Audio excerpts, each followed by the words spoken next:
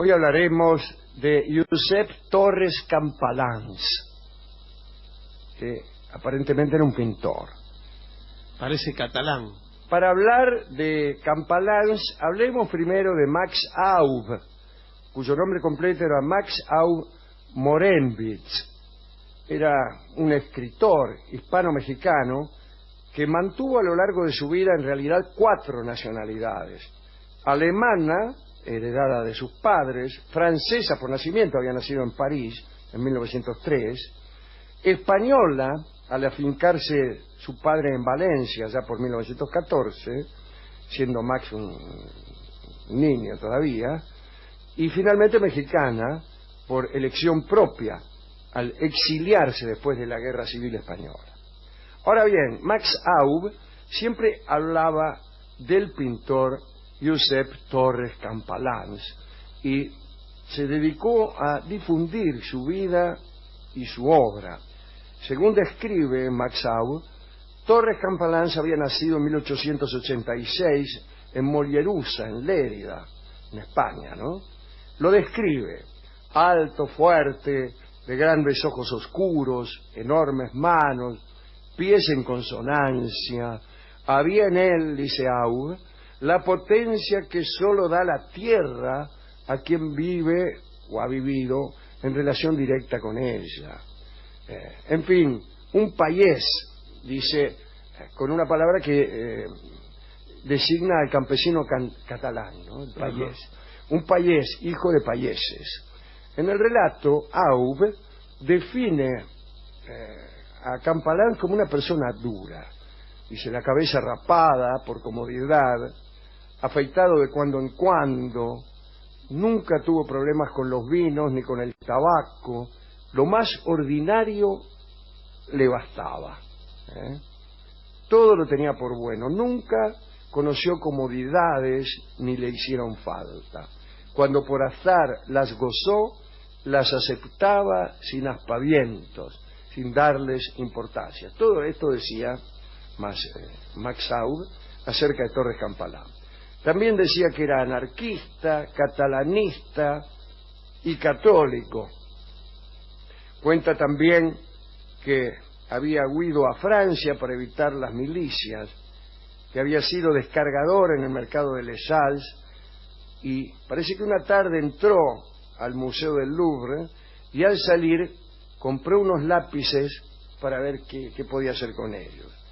Luego encontró a Picasso, a quien ya conocía de Barcelona, y fue Picasso quien le hizo perder la virginidad pictórica, digamos. Lo agarró un día y lo llevó a la calle Aviñón a disfrutar de unas prostitutas, tema que motivó a Picasso para su célebre cuadro de las señoritas de Aviñón.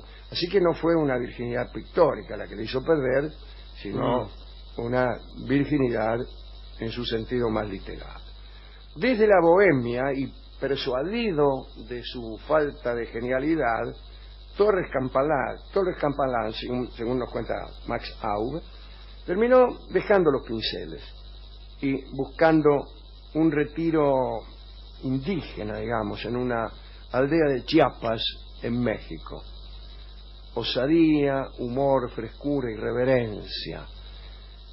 Torres Campalans dejó escritas en un cuaderno verde sentencias llenas de valor y osadía que Max Aub se encargó de recopilar. Leo algunas de las frases. En la pintura se da todo por hecho. Se daba todo hecho. Nosotros vamos a ir un poco más allá. Que trabajen también los mirones, decía Torres Campalans. Otra: no creo que sobreviva gran cosa del arte moderno. Es una época fea. Lo único divertido será que dentro de 100 años el cubismo resultará tan difícil de explicar como hace 50. Había que hacer después otra cosa, dice Torres Campalans, pero se atascaron. Tendrá que nacer otro Picasso y eso siempre tarda. No le faltaba razón, El que explica se rebaja, decía. Por eso todos los críticos son pequeños. Otra frase: hay que volver urgentemente al hombre a la medida de las cosas a la medida del hombre. Para eso hay que medirlas, hay que romperlas, hay que destruirlas, destrozarlas y empezar desde el desierto, en alusión al cubismo. Bueno, Max Aub demostró con su trabajo no solo osadía, sino también conocimiento de la pintura, como otros grandes intelectuales, ¿no? Digo, refiriéndome a estas semblanzas de Torres Campalans que había escrito. Pero el único inconveniente con Torres Campalans es que no existió nunca. Fue una patraña urdida por Max Aub para jorobar a todos. En 1958, Aub publicó en México un trabajo sobre la vida y obra de Torres Campalans y lo vinculó al nacimiento del cubismo, juntos con Picasso y otros. La crítica quedó desconcertada. En diversos países hubo periódicos que comentaron la obra del pintor que nunca había existido. Una genial broma de Max Aub. Y el propio Max Aub hizo algunos cuadros cubistas para documentar todo su trabajo sobre el memorable genio imaginario de la pintura. Uno de sus nietos, sentado en sus rodillas, le ayudaba también a colorear aquellos cuadros. Según reveló esto Elena Aub, que es la hija de Max. Torres Campalans, según el invento de Max Aub, era un vanguardista intuitivo y perspicaz que admiraba a Picasso y detestaba a Juan Gris. Todo esto lo explica Max en la biografía de este ser imaginario, ¿no? También hay fotografías del artista, cronologías, figuran conversaciones mantenidas en Chiapas por Max Aub con Torres Campalans. Otro capítulo genial es el llamado Cuaderno Verde, una serie de apuntes y pensamientos escritos por el propio Campalans de 1906 a 1914. Desde luego los escribió Aub, ¿no?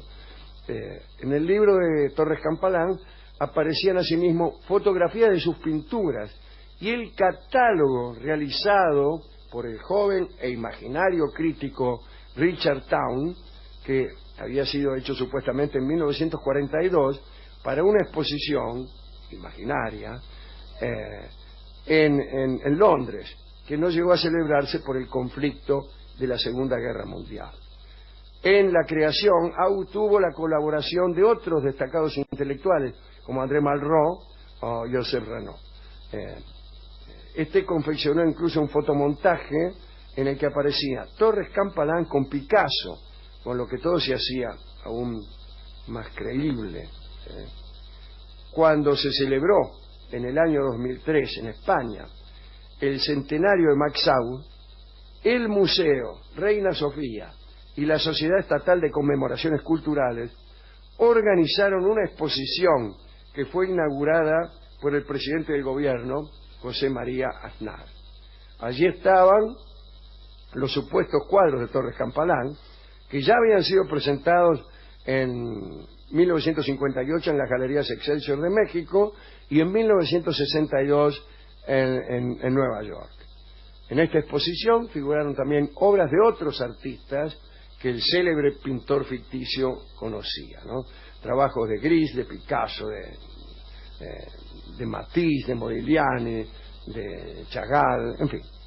Como añadido, que reforzaba el tono de humorada de la muestra, también apareció en la misma un cuadro cubista atribuido a Torres Campalans.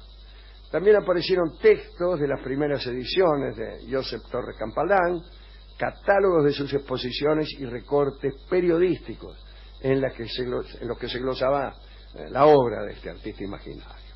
Ocupaba esta exposición ahí en el Museo Reina Sofía, ¿no? Sí.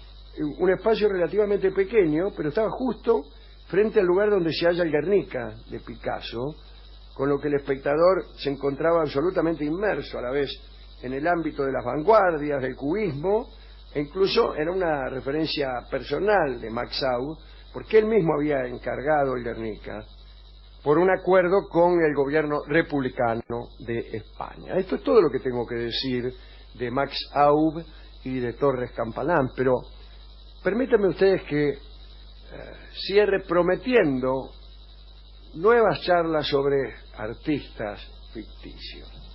Pero claro, resulta difícil. ¿Qué es un artista ficticio?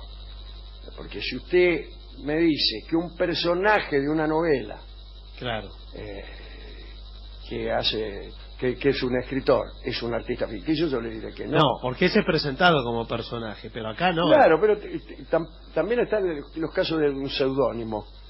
Digamos, Bustos Domecq, sí, un artista ficticio. No, es un seudónimo que usaban los escritores, claro, y lo sabía todo el mundo. ese es el tema. Y esto es más clandestino, digamos. Claro. Yo me atrevo a nombrar a Michael Bart, que es un autor del cual nunca se habla. Yo he citado sus 3 obras muchas veces en este programa, que son las novelas aparentemente policiales que se llaman El caso de las trompetas celestiales, El caso de la joven alocada y El caso del jesuita risueño. Ahora, justamente Bart, que es el autor,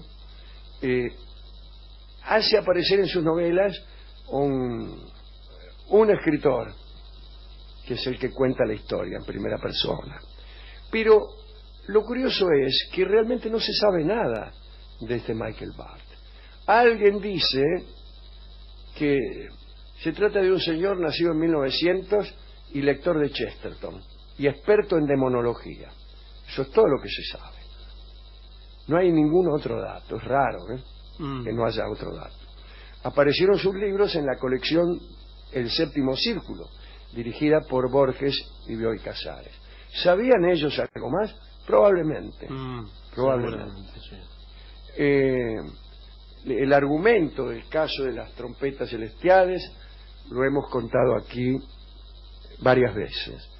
Es una historia que, al revés de lo que ocurre siempre, donde algo se presenta como una historia sobrenatural y luego hay una explicación lógica, más bien acá aparece algo aparentemente sobrenatural que luego resulta evidentemente sobrenatural.